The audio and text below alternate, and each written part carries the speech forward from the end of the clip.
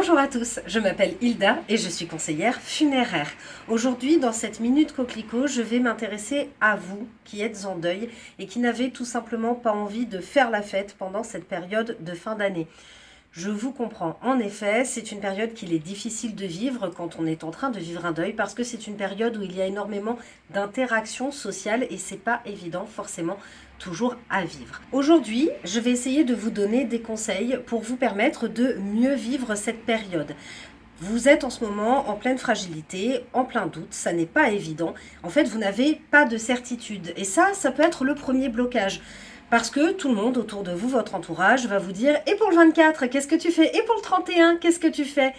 Et vous ne savez peut-être pas, la perspective, c'est peut-être celle des obligations, donc vous n'avez pas envie de répondre.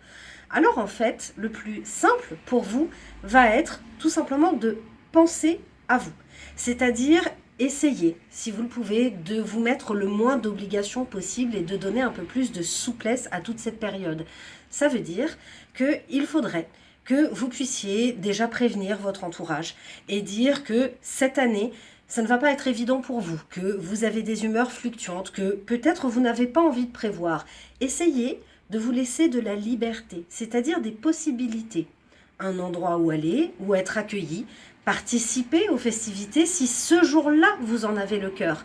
Et si ce jour-là vous n'en avez pas le cœur, eh bien faites ce qui vous fait plaisir à vous, tout simplement.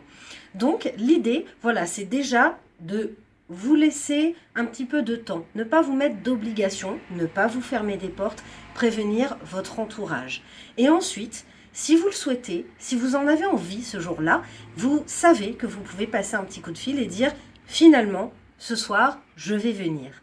Dans ce cas-là, eh bien, vous pouvez essayer de rendre un petit hommage personnel au défunt, si vous souhaitez l'inclure aux festivités. Porter un vêtement qu'il aimait bien, un parfum qu'il aimait bien, avoir sa photo, peut-être éventuellement proposer un plat qu'il aimait bien ou mettre une musique. Simplement, l'idée, c'est de ne pas faire comme si de rien n'était, en fait, parce que ça, ce serait le pire pour vous. Si vous souhaitez inclure le défunt à vos festivités, par la pensée, par un petit moment, eh bien, faites-le. Ça vous permettra aussi à vous de déculpabiliser tout simplement parce que c'est terrible, mais quand on est en deuil, on a toujours une petite culpabilité qui traîne quelque part. Et puis, si la magie de Noël opère, eh bien tant mieux. Accueillez-la. Si vous avez envie de sourire, si vous avez envie de rire, vous ne faites pas offense à votre défunt en continuant de vivre. En fait, le deuil, c'est ça. C'est une stratégie qu'a notre mental pour pouvoir continuer à vivre. Alors, s'il vous plaît, prenez soin de vous. Et vous restez à l'écoute parce qu'on se retrouvera bientôt pour une prochaine Minute Coquelicot.